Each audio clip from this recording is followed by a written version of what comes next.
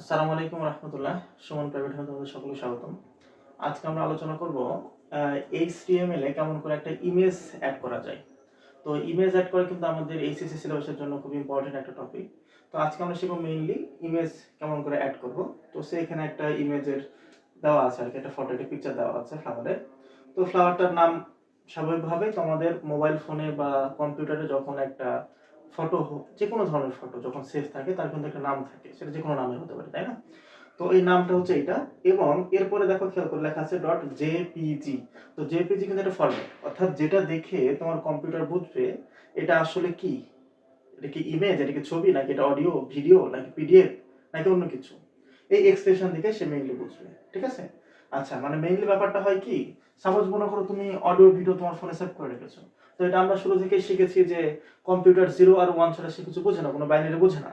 তাহলে এখন একটা ভিডিও কিন্তু 0 1 0 1 0 1 এ সেভ করা থাকে, এখন একটা অডিও কিন্তু 0 1 0 1 এ সেভ করা থাকে, আবার একটা পিকচারও 0 1 0 1 এ সেভ করা থাকে। একটা পিডিএফ যখন তুমি পড়বা সেটাও কিন্তু 0 1 0 এ সেভ করা থাকে।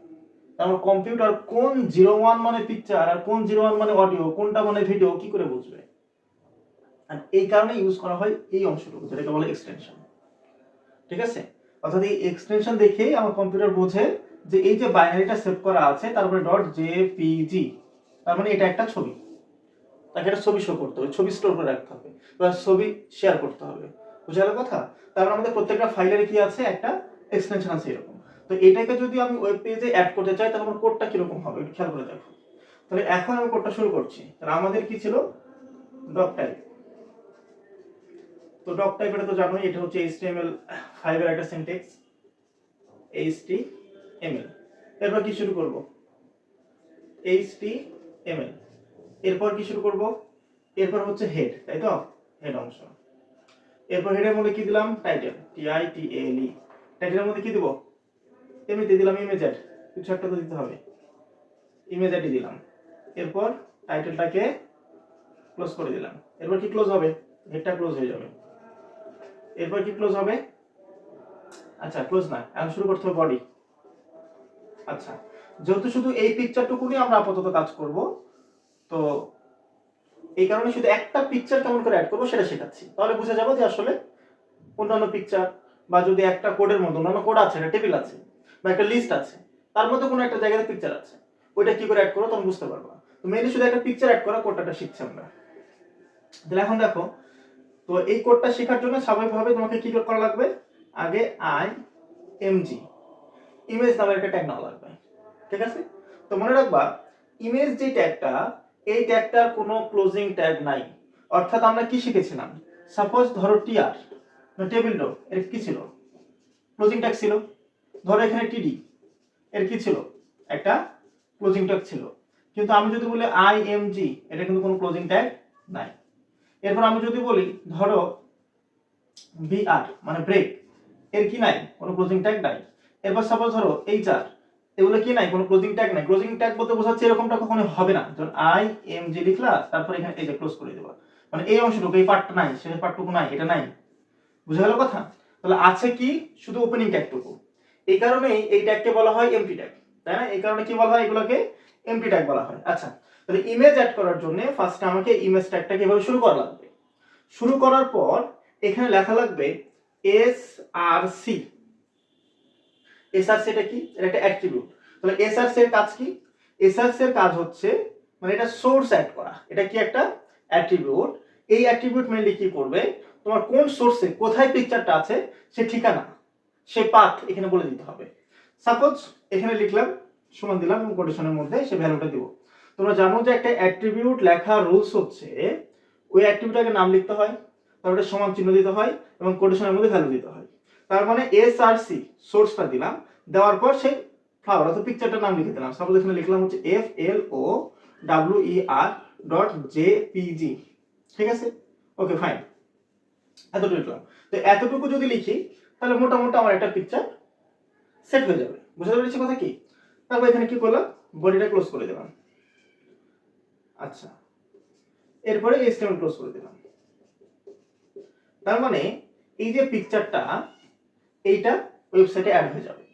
এখন প্রশ্ন হতে পারে যে ভাইয়া এই জায়গাটার এই যে পিকচারটা, এই পিকচারটা অ্যাকচুয়ালি কোথায় থাকতে হবে আমার কম্পিউটারে? কারণ আমি যদি flower.jpg লিখে দেই সেম নামে তার পিকচার থাকতে পারে, তাহলে এই পিকচারটা কি কোনো ফোল্ডারে রাখতে হবে? হ্যাঁ, এটা খুব মোস্ট ইম্পর্টেন্ট একটা প্রশ্ন, কারণ এই পিকচারটা তো একই নামের পিকচার 2-3-4টা থাকতে পারে, তাহলে কোন পিকচারটা এখানে দিচ্ছ আর কি করে বুঝবে?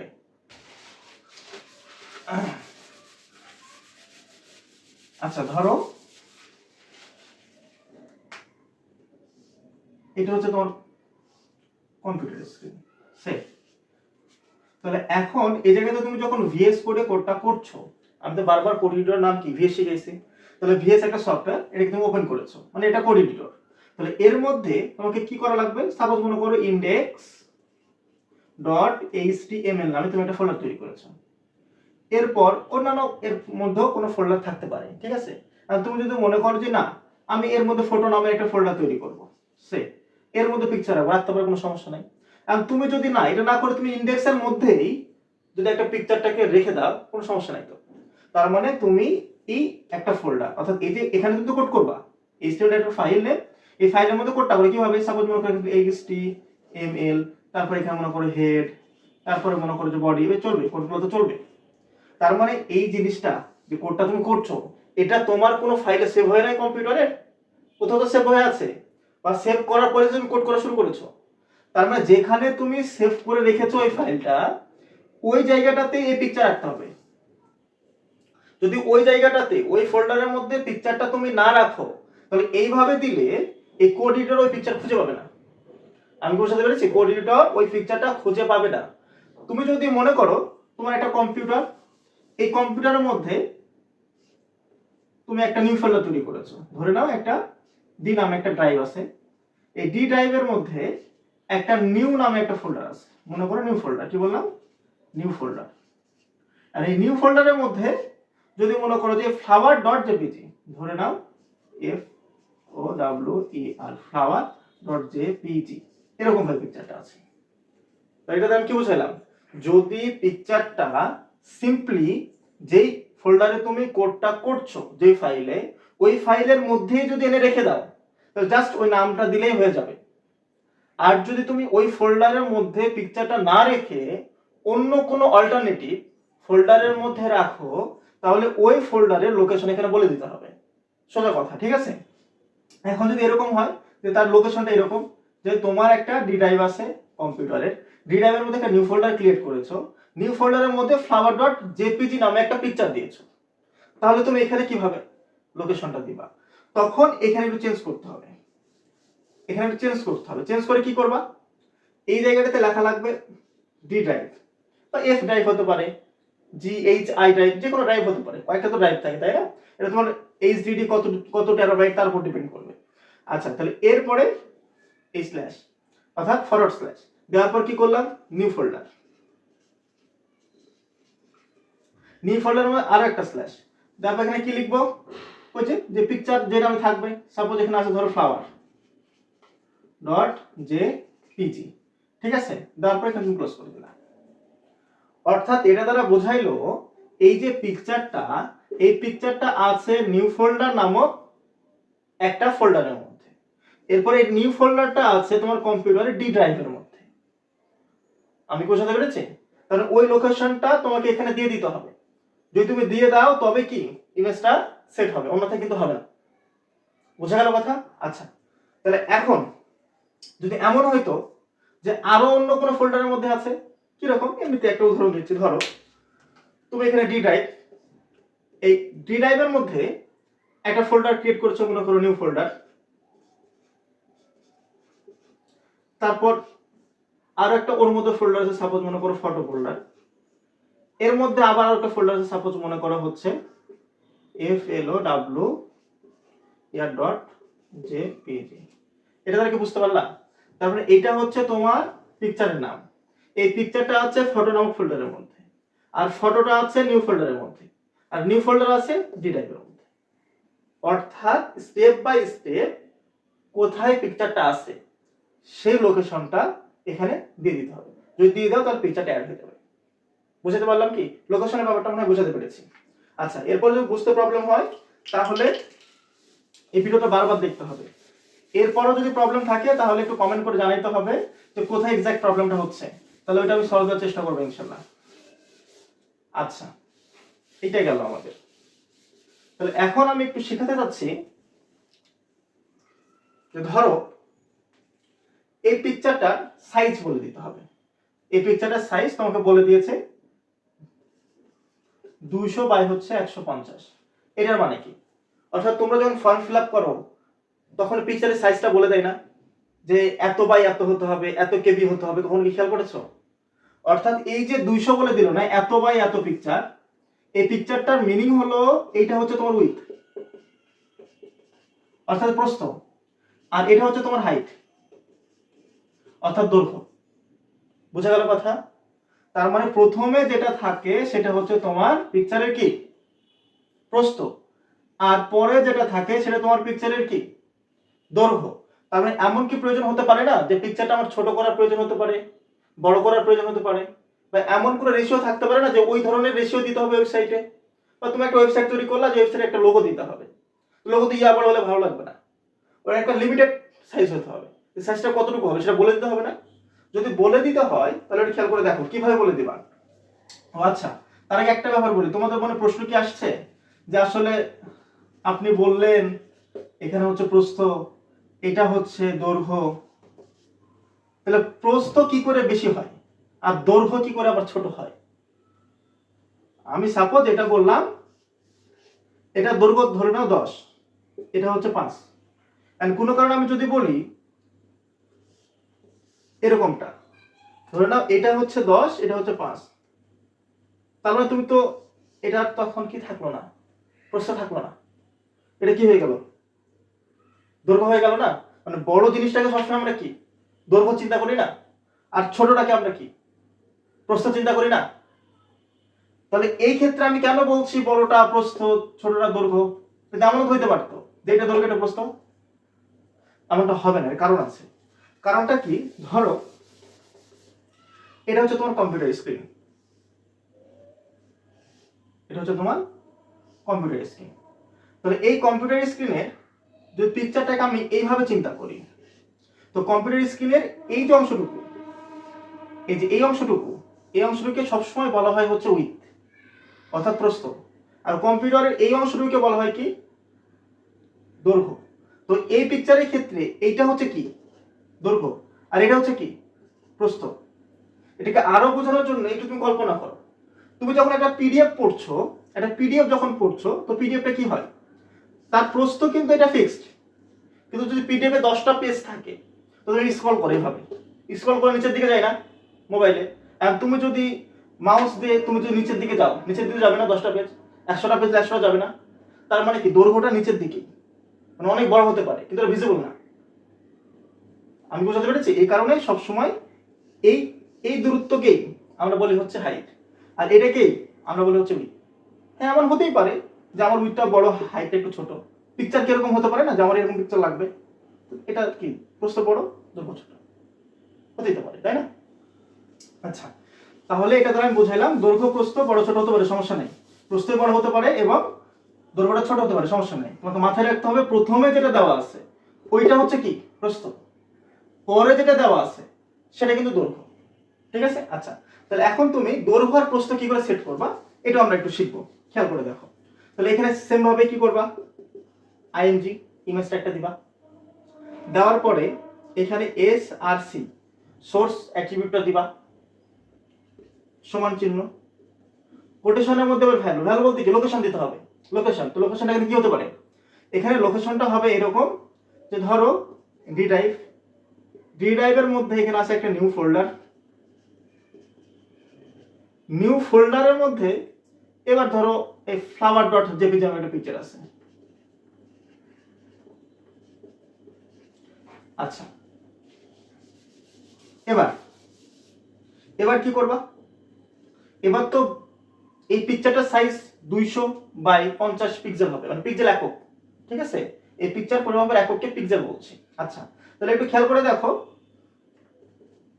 এই জায়গাটাতে আমাকে বলে দিতে হবে উইথ, WIDTH উইথ। তাহলে উইথটা কত হবে, তাহলে উইথটা বলেই দিয়েছে এখানে 200 হবে, এই তো। কারণ এটা একটা অ্যাট্রিবিউট। তাহলে অ্যাট্রিবিউট লেখার রুলস কি? আগে নাম সমান কোটেশনের মধ্যে ভ্যালু, এরপর তোমাকে কি লেখা লাগবে? এরপর তোমাকে লেখা লাগবে হাইট,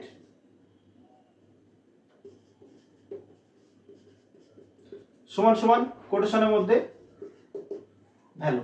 ঠিক আছে? তার মানে এবার তোমার পিকচারটা সেট হয়ে যাবে। অর্থাৎ তুমি ওয়েবসাইটের যেখানে এই কোডটুকু লিখবা ওই জায়গাটাতে ওই পিকচারটা সেট হয়ে যাবে। সেই পিকচারটা কোন পিকচার? যেটা তোমার ডি ড্রাইভের নিউ ফোল্ডারের মধ্যে ফ্লাওয়ার নামে যে পিকচারটা আছে সেটা সেট হয়ে যাবে, এবং ওই পিকচারটার প্রস্থ হবে 200 পিক্সেল এবং দৈর্ঘ্য হবে 150 পিক্সেল। বুঝতে পেরেছি? এটা কম বেশি হতে পারে, এটা হয়তো দেখা গেলো 500 হলে এটা 200 হতেই পারে, এটা 100 হলে এটা 50 হলে, এটা 30 হলে এটা 20 হলো, যে কোনো কিছু হতে পারে, র্যান্ডম ভ্যালু হতে পারে, সমস্যা নেই।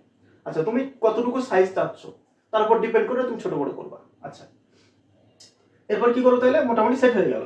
তাহলে এখন আমি কি করব?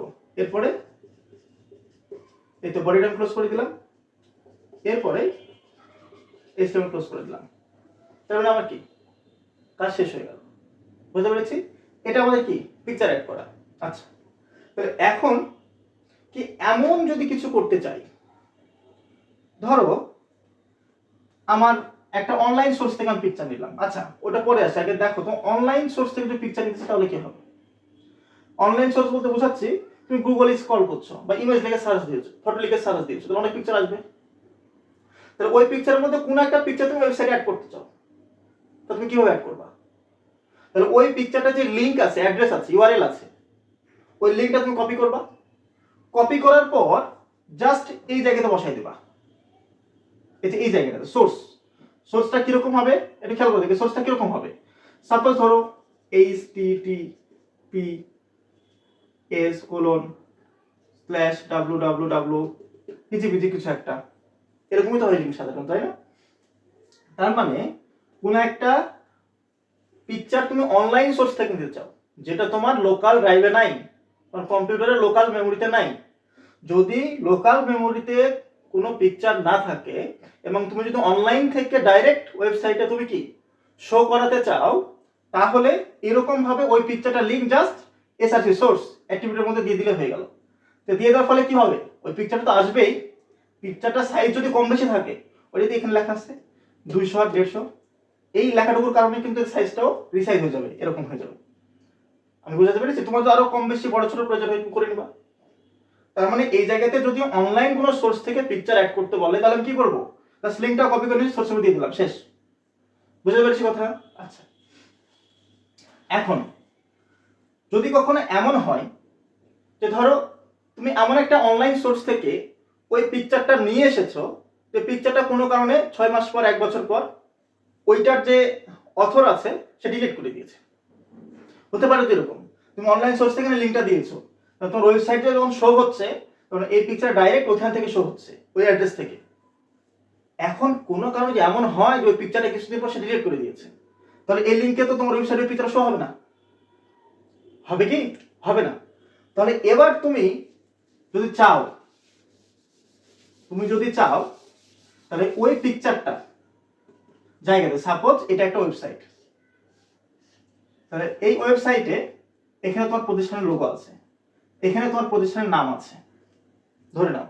তাহলে এই লোগোতে যে পিকচারটা তুমি দিয়েছিলা সেই পিকচারটা অনলাইন সোর্স থেকে নিয়েছে, কোনো কারণে অনলাইন সোর্স থেকে ডিলিট হয়ে গেল, তাহলে এই জায়গাতে কি দেখাবে? পিকচারটা তো নাই, কারণ এখানে একটা কেমন যেন সাইন আছে না, যে এরকম পিকচারে একটা সাইন আছে এরকম, খেয়াল করো, এই যে এরকম একটা সাইন আছে না, যে কখনো যদি ইন্টারনেট না থাকে বা কোনো প্রবলেম হয়, কোনো ইস্যু দেখা দেয়, তো এরকম একটা সাইন দেখায় না যে পিকচার এখানে নাই। তার মানে এই ধরনের ওখানে সাইন দেখাবে বা পিকচারটা ওখানে দেখাবে না। তাহলে তোমার ইউজার তো বুঝবে না আসলে ওটা কিসের পিকচার ছিল। তো তুমি ইউজারকে কোনো মেসেজ দিতে চাচ্ছ বা ইউজারকে বলে দিতে চাচ্ছ এখানে আসলে লোগোর একটা পিকচার ছিল, সে পিকচারটা ডিলিট হয়ে গেছে অথবা অনলাইন সোর্স থেকে নাই হয়ে গেছে, তাহলে এই জায়গাতে তুমি লোগো কথাটা লিখে দিবা বা এই টেক্সটটা ওখানে লিখে দিবা। তাহলে তুমি কি করবা? অর্থাৎ যাতে ওই পিকচারটার অবর্তমানে ওই লেখাটা ওখানে শো করে, যা দেখে একটা ইউজার বুঝবে হ্যাঁ ওখানে একটা লোগো ছিল কিন্তু এখন নাই। তো এই জন্য কি করবা? এখানে লিখবা হচ্ছে ALT, এর মানে হচ্ছে অল্টার, এর মানে কি? অল্টার। তাহলে এখন এই যে সমান চিহ্ন দিবা, কোটেশনের মধ্যে সাপোজ ওই লোগো কথা নিয়ে লিখলাম, লোগো ডট জেপিজি বা লোগোই লিখলাম, লোগো ইমেজ, আর কিছু লিখতে হবে না, এতটুকুই থাক। তার মানে এই যে অনলাইন সোর্স থেকে তুমি একটা পিকচার নিয়েছিলা, এটা ছিল একটা লোগো, এবং এই লোগোটা কোনো কারণে অনলাইন সোর্স থেকে ডিলিট হয়ে গেলে বাই ডিফল্ট ওই পিকচারের জায়গাতে লোগো লেখাটা শো করবে। আমি বুঝতে পেরেছি কথা? কারণ অল্টারের কাজ কি, যখন এই পিকচারটা থাকবে না, ডিলিট হয়ে যাবে, যে কোনো কারণ হতে পারে, ইন্টারনেট ইস্যু হতে পারে, ডিলিট হয়ে যেতে পারে, অনলাইন সোর্স থেকে কেউ ডিলিট করে দিতে পারে, যে কোনো কিছু হতে পারে। যদি হয় তাহলে ওই জায়গাটাতে এই অল্টারের মধ্যে যে লেখাটা থাকবে ওই লেখাটা সেম ওই জায়গাতে শো হবে, যেটা থেকে ইউজার বুঝে নেবে যে এখানে এই ধরনের একটা পিকচার ছিল, রিলেটেড এখানে একটা কোনো একটা নাম দিবা। বুঝতে পেরেছি? তারপর স্বাভাবিকভাবে যেটা ছিল, যদি হাইট ওয়েটের প্রয়োজন হয় তো দেওয়াই থাকবে সেভাবে।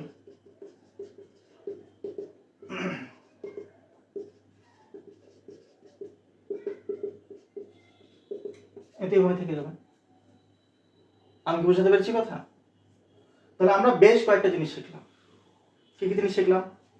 এক নম্বরে শিখলাম হচ্ছে কোন একটা মানে পিকচার যেটা যে ফোল্ডারে তুমি কোড করছো ওই ফোল্ডারের মধ্যেই আছে, তাহলে ওই পিকচারটা শো করার জন্য নাম লিখলেই হয়।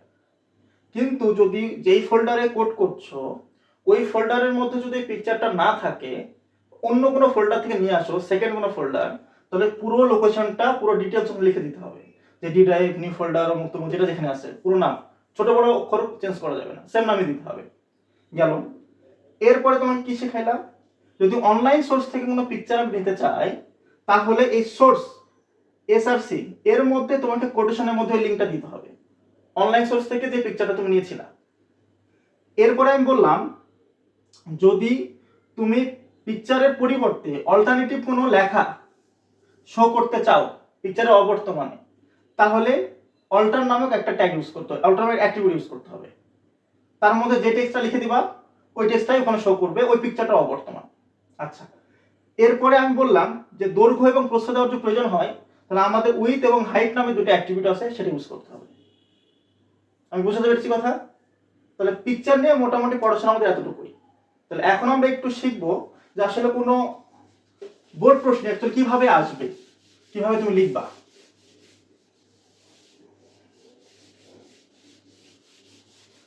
আচ্ছা, ধরো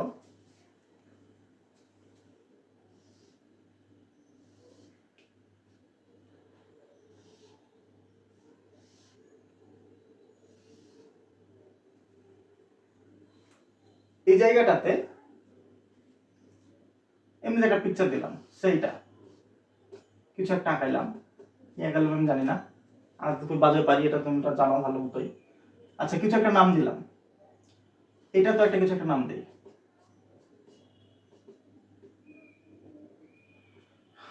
আচ্ছা আচ্ছা, এই পিকচারটা ধরে নাও আমার, আচ্ছা অফলাইনের কিছু বেয়াদব স্টুডেন্ট আছে, আমার নামটা হচ্ছে অতসী, বুঝলা?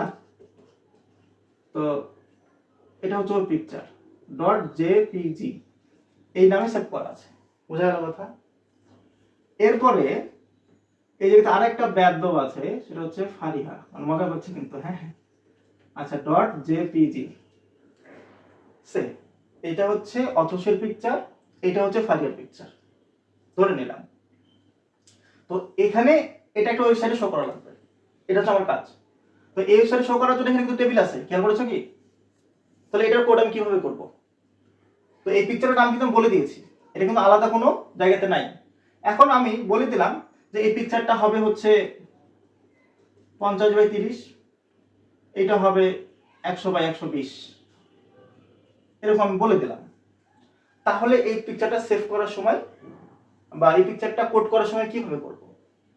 তাহলে এখন সেম ভাবেই আমাকে টেবিল টাইপে শুরু করা লাগবে। এখানে TABL টেবিল নামের একটা কি অ্যাট্রিবিউট শুরু করলাম, সরি ট্যাগ শুরু করলাম। এই ট্যাগের মধ্যে কি লেখা লাগে? বর্ডার নামে হচ্ছে